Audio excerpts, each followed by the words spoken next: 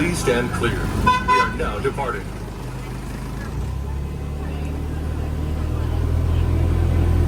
Welcome aboard the Busch Gardens Courtesy Tram. For your safety, please remain seated at all times, keeping all body parts in the tram, and please secure any loose articles. If it says self-service ticketing, then you will go to one of the self-service ticketing machines on either side of the... Well, welcome back to Busch Gardens Tampa. Today is July 25th, and Busch Gardens Tampa is doing a little Christmas in July. You can take the spooky way and go through one of their existing haunted houses for Howl-O-Scream, or you can meet Santa. From scary to merry, today only. I was over at Buccaneers training camp earlier, so I figured this was a no-brainer, be able to hit this on the way back up towards Orlando. Of course, the first thing we have to do is check in on our alligator friends over here. As a reminder, we didn't have this fence with the twisted ends on it until last year. We just had this metal grate fence on the bottom, and they put up this fence because people jumped in. That's what people do for clicks. There they are, the gators just chilling out over here, looking at everybody. Likely looking to eat, folks. Just kidding. Busch Gardens opened up Phoenix Rising last week, a new roller coaster here in the park. Everybody that was looking for some freebies showed up, do their media deal. Not I. I am more than 2 hours away from here on most days because of traffic. I love this park, but it's got to be worth it for me to make the trip over here. Wow.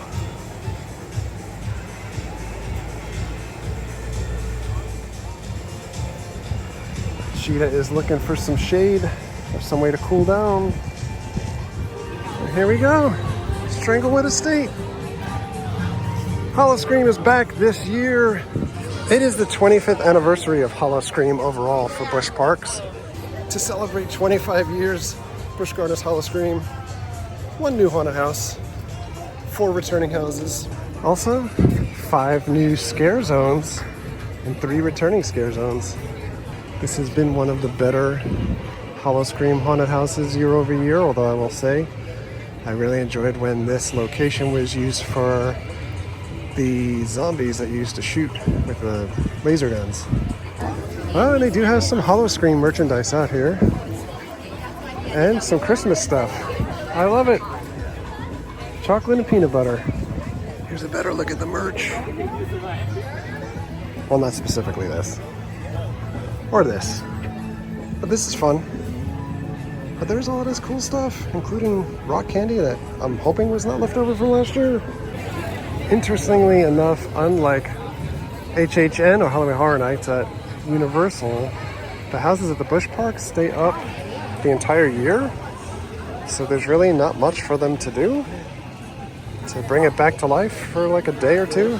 Also known as the home to Madame Stranglewood, okay? Madame Stranglewood grew up in a very lavish, very prominent family where she never really heard the word no, all right? Now, her parents didn't like the person that she was becoming, so they finally put their foot down and told her no, all right? Madame Stranglewood did not like that. She actually ended them for it, okay? Afterwards, she was hosting her own lavish parties where her servants would mysteriously go missing, okay? Turns out her servants became her victims. Her victims became ghosts that haunted her to the point of driving her crazy. She actually threw herself from the banister, ending her own life. The first thing you're gonna see is Madame Stranglewood's corpse, followed by Madame Stranglewood's ghost up here on the banister. As you guys work your way through this haunted house, you're going to be haunted by Madame Stranglewood herself, okay? Are you guys ready? Go ahead. Oh, we're going in. We're gonna hold you guys. People coming up.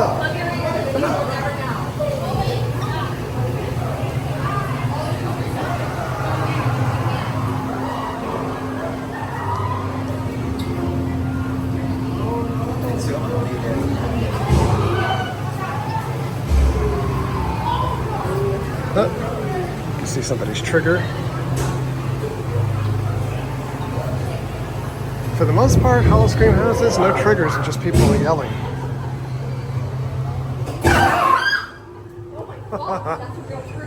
Oh. Don't go in there. She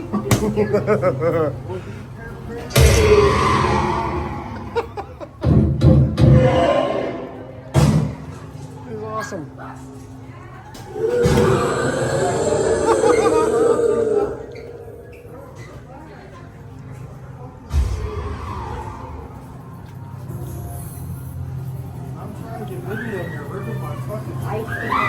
These people are terrified.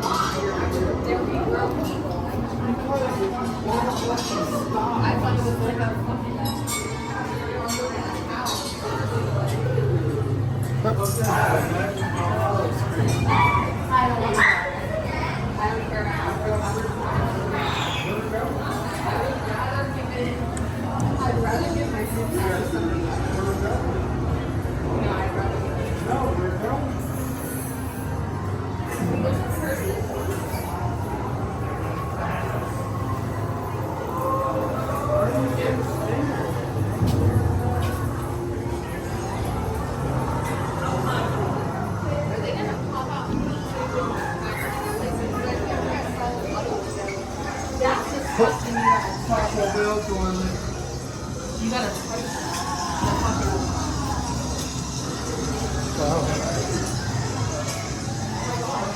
There's sticks growing out of that thing. Oh no. Oh, honestly, you're really creepy. Good job. Oh.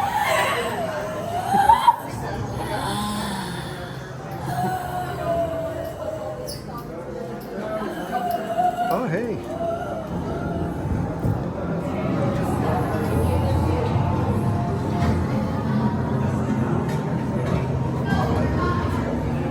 They're not alive.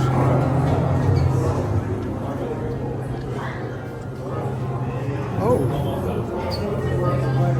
That's the worst way. The crawling is the worst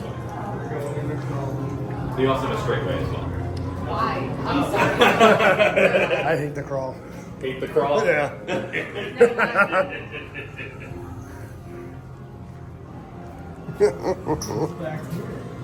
Nothing's back there.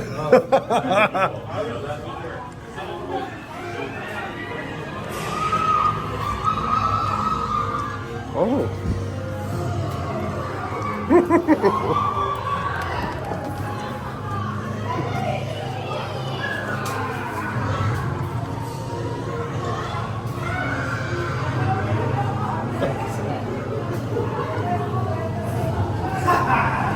Stop!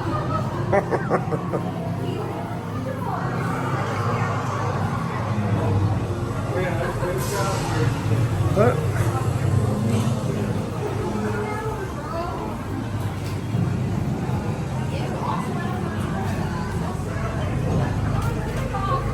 Behind me. Thank you. So out of curiosity, Cobra's Curse was my favorite coaster here, is down right now. I think I'm gonna go back to do this again. By the way, if you're interested in tickets, they have been doing blowout sales. I think they're even cheaper than that online right now. You just scan this QR code. Done with scary and on to merry. It's the line for Santa Claus. While we wait, we could put what's on our wish list and make a little list out for Santa. Oh boy, they're putting out free scary food and jolly eats. So you have slaughtered pork bellies and Christmas scallops. And festive music? Well, not that much further yet on the line. We're going to see Santa. Oh my God, it is him.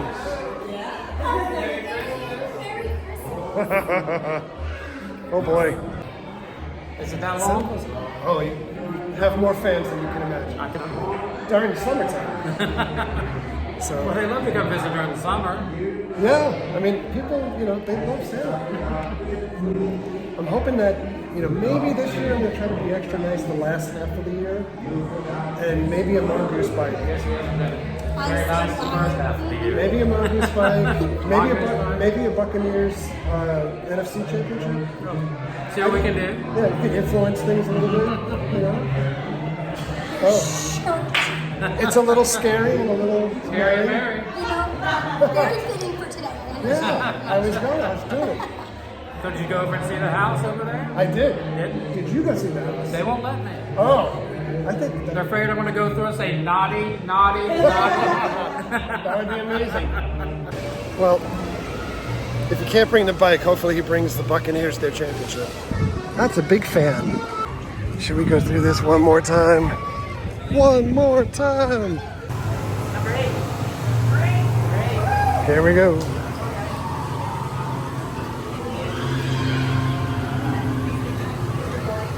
It smells so good.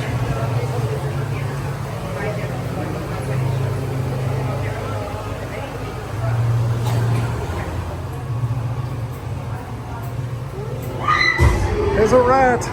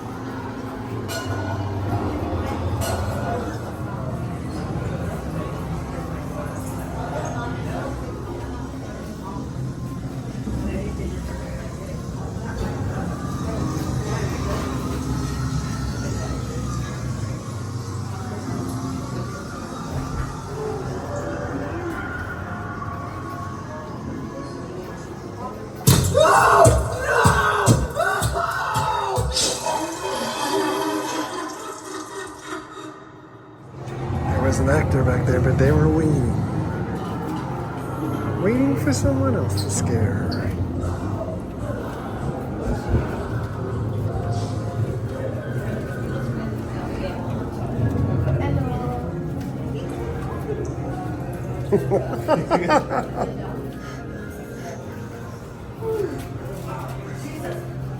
It never gets old, right? Stop. I'm good right now.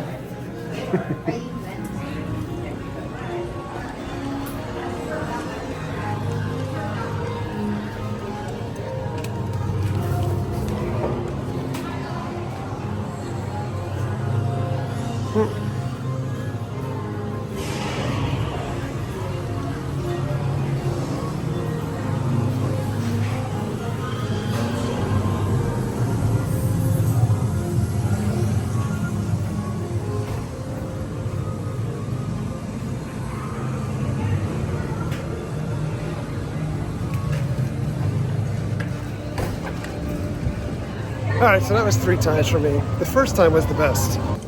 That's a great prop. Love it. Well, that was a fun time, but we'll talk more about Howl-O-Scream at Busch Gardens and SeaWorld when we get back to the house.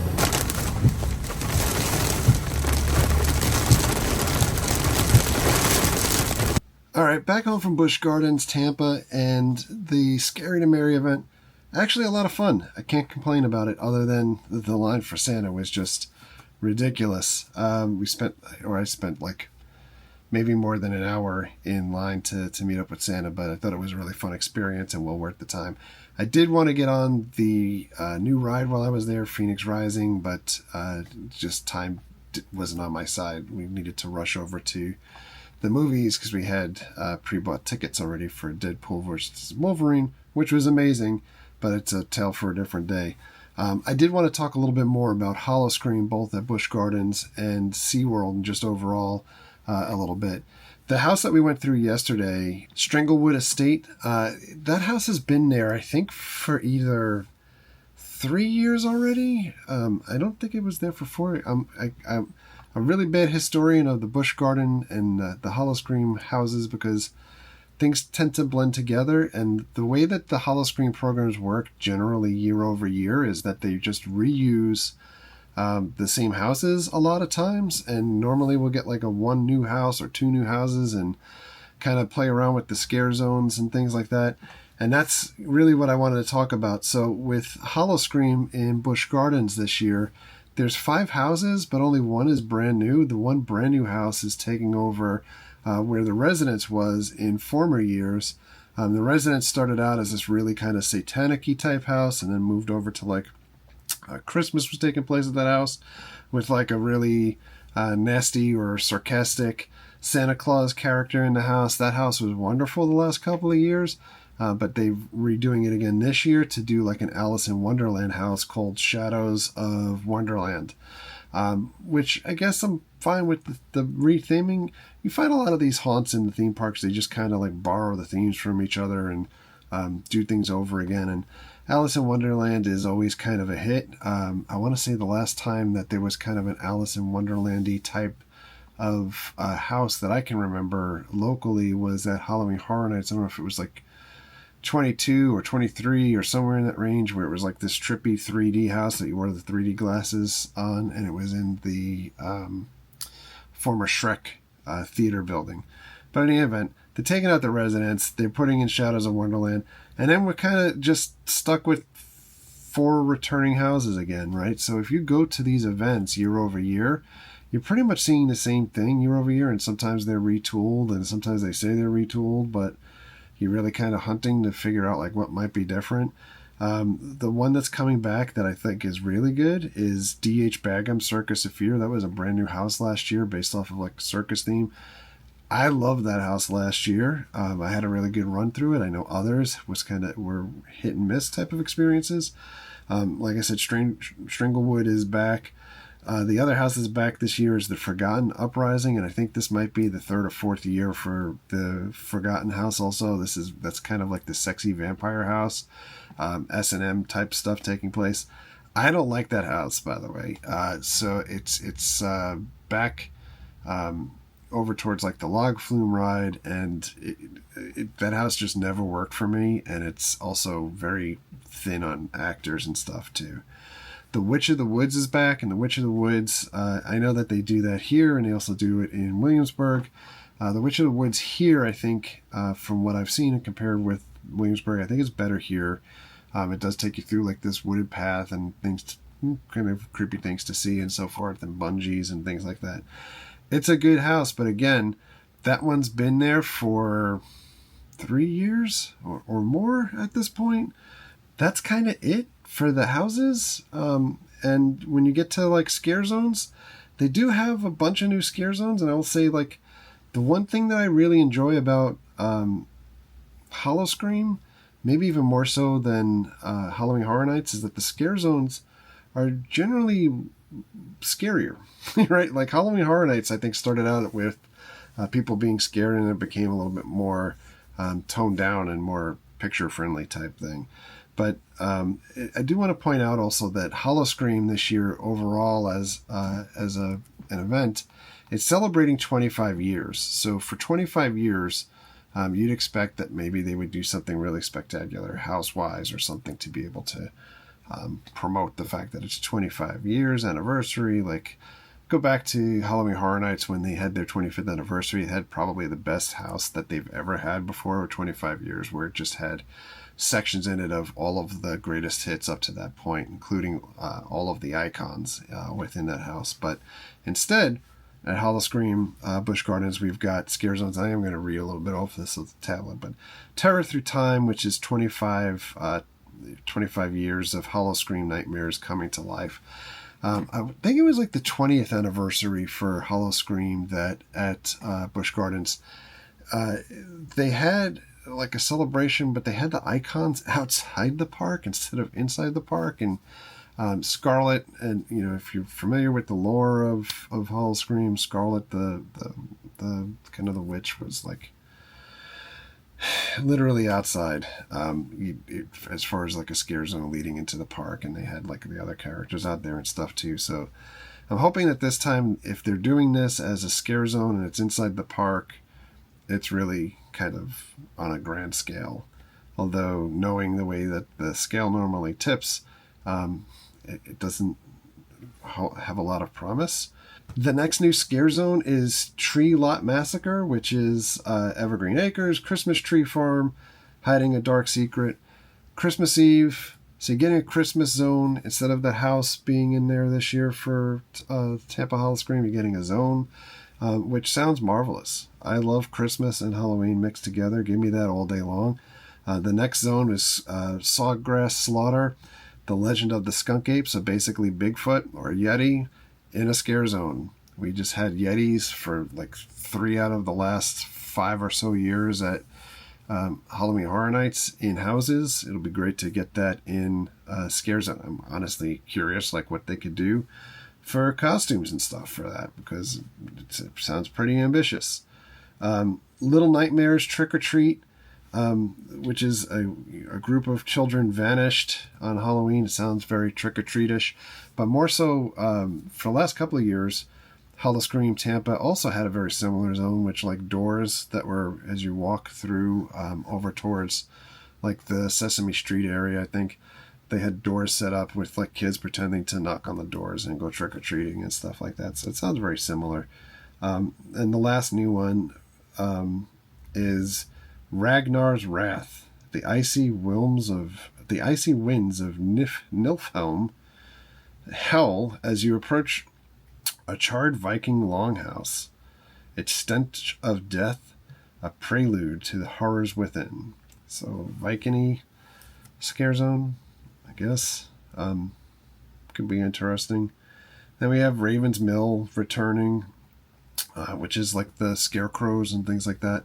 They do that scarecrow zone every year, like better than any other scare zone or scarecrow zone that I've seen at other parks, and I love watching them just scare the shit out of guests. It's really great. Sin City Zombies is back again in that zone. They had last year. I love the aesthetic of that zone, and they just reuse things from prior years.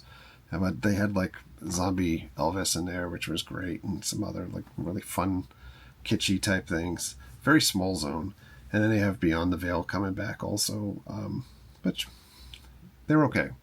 But for 25 years, and you think like, let me promote this 25 years, it doesn't really feel like a big 25-year type thing. They're introducing Scarioke this year in Gwazi Plaza. I think they did that last year also, but they're kind of promoting it like it was newer, where you could sing your song and do karaoke at a Halloween event. And then when we get to shows, there's Cirque Extreme. We didn't get to see that last year. It wasn't open the first weekend of the event, and then I think one of the performers was injured through the course of the event, so it didn't continue through the whole event. And then there's another show, The Reckoning. It doesn't really have like a big description for what The Reckoning is, but that's going to be located in Dragonfire Grill. Last year they had a great kind of piano type show and other stuff that was going on in Dragonfire Grill. The one thing that I think is really missing, and Williamsburg, Busch Gardens is getting it back this year, we're not, is Fiends. And Fiends for years, polarizing because of the jokes. There's political jokes, there's kind of like grade school humor jokes, there's sexy dancers, there's all kinds of good stuff that happens, song and dance routines and things. I love Fiends, and to not have Fiends at your 25th anniversary, gigantic swing and a miss. But they do have it at Williamsburg making a return this year, so just mind-blowing that they would not bring it back at Busch Gardens. And I think part of the reason for this, again, so I'm going to kind of harp on this one more time, 25 years, and there's not a hint of like construction that might be taking place in the park other than just bringing some of these houses out of the dust balls like we just saw when we went through the Scary to Mary experience. There's signs in the park that say that the event is open until November 3rd, but on the website it says it's open until November 2nd, so who knows what's going on there. There just seems to be like a lot of attention to detail that's missed, or lack of kind of TLC. I love this event. I want it to succeed, and I want people to go and enjoy and have the time that I have when I go to Howl-O-Scream at Busch Gardens. The tickets are certainly cheap enough. They've been running sales for tickets for Howl-O-Scream both in Tampa and in SeaWorld for the better part of like the last month or two, and they just continually say like the sale is extended, because I think the tickets just generally are not selling as well as they probably want them to. That said, I know we'll be there probably opening weekend like normal, because I love that Busch Gardens Howl-O-Scream event. I just wish that the people that put it on, maybe, and that this is the corporate level, not the folks that are designing and putting all the hard work into scaring folks and everything, but I wish that the corporate level people loved Howl-O-Scream as much as some of the fans like myself love Howl-O-Scream. So if we move over to SeaWorld Howl-O-Scream, they're coming into, I think this is their 4th year now. Interestingly enough, we've gone every year to SeaWorld Howl-O-Scream, usually more than once a year. They are doing more at SeaWorld this year than the Busch Gardens Howl-O-Scream, and SeaWorld was a newer entrant into the Howl-O-Scream family for the Busch parks. But they have new houses this year. Farm 51, which is like a farmhouse in the middle of nowhere with aliens. Ultimate Gamble, which is like a casino type house, which sounds really fun. The last casino house that I can remember was the Penn and Teller house at Halloween Horror Nights. I think that was 22. And then they have a couple of new houses that are yet to be fully fleshed out or announced. And one of them is Water's Edge Wellness Center. More details on that should be coming within the next week or two. And the Atlantis Journey Below, which is interesting because it makes me think that you're probably going to maybe go through a haunted ride on Journey to Atlantis, because they're referencing Atlantis. That would be cool, as long as you don't get soaked, because that would kind of really suck for the rest of the night. But it definitely sounds promising. And then you also have the returning Delirium 666 Laboratory House. So 1 old house, 4 new houses at SeaWorld, which is the inverse of Busch Gardens. The big thing about SeaWorld Howl-O-Scream, there's so many scare zones that it's bonkers, because everywhere that you look, there's other places to be scared other than haunted houses at SeaWorld Howl-O-Scream. Having said that, I think the first week that you go to the event is probably usually the optimal week, because unfortunately there's so much of a demand for scare actors with so many haunts that are open, which is a good thing, especially even like Halloween Horror Nights. But then when you look at the pay scale for what some of these scare actors are getting paid, and the hours in demand and the abuse that they take from some of the public, if you're not hitting some of these things on the first week that they're open, or the second week that they're open, you may not be seeing a full scare zone or getting the best that you can possibly get scared in some of those areas. Scare zones this year, new is Seeds of the Coven, which really, it's a line between nature and nightmare, blurring a sinister reality. It sounds like AI wrote this description, to be quite honest. So if you go on their website, you could read it. But that's Seeds of the Coven. Paradise Palms, description not available yet. Cannibal Harbor, description not available yet. The Bloodlight District is back this year. And Bloodlight, last year we covered. It was kind of like going through like Amsterdam with kind of like sexy men and women in the windows, some of them saying, and kind of really adultish type lines to you as you went through, less scary than anything else, but sexy stuff to look at. To me, it was really concerning because SeaWorld focuses so much on selling alcohol in these themed bars, and you're pushing so much drink that you're going through this area, and the way that that these actors get harassed on a regular, you're adding that fuel to the fire for some folks that may do things with the actors that people don't want. As a result, I think that we went 3 times last year, every time that we went, there was such a heavy like police presence and managerial presence in that area to make sure that things were going okay. But that's back. So Floodlight District, if you like it.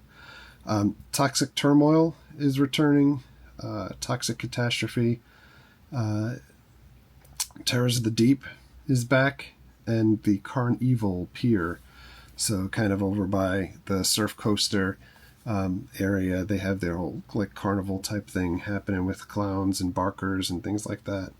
There's tons of themed bars. I'm not going to get into the bars and things too. The drinks are okay, but the pushing of the bars, it really seems like they want to get people in the doors so that they can at least drink throughout the event, which is great for some people, and for some people it's not.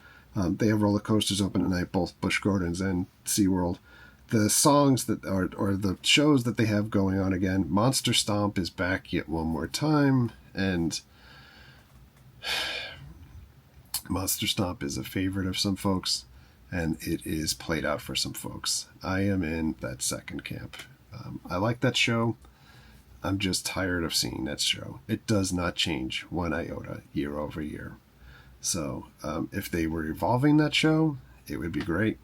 But having the same exact show year over year, it's a skip, right? And Siren Song is back again. That's the same mermaid type show that they've done for the last 3 years. You've killed my sister, and now we're gonna do whatever. And like, you know, it's time to move on. Again, 25 years. If they were to have balanced the amount of new stuff that was coming to each park, I think it would be better between SeaWorld and Busch Gardens, considering that they sell tickets that kind of combine for both. Like you can get a combo ticket that brings you one night at SeaWorld and one night at Busch. And I'm glad that they don't overrun the same houses at the two different parks. But to have new slates of things year over year, I know it's asking for a lot, but it would be fantastic. The Six Flags parks are doing that at this point with licensed IPs. Not saying that they're going to do it great, but it would be fantastic if it took just a little bit more effort and had some more newer stuff for folks to sink their teeth into. But having said that, for the pricing that's out there for these events, I don't think you can beat the pricing.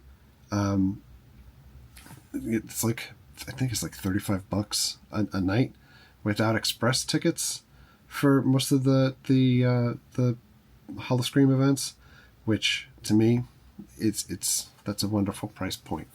If you can bear without express. And I would say for the first couple of years at SeaWorld Howl-O-Scream, I would have really recommended express. Last year when we went, it was pretty desolate, and you know, especially towards like the later part of the night where you could just walk into any of these houses over and over and over again. So in any event, the Cannibal Harbor, just sharing this because I thought it was amusing, kind of looks like a stormtrooper, I think.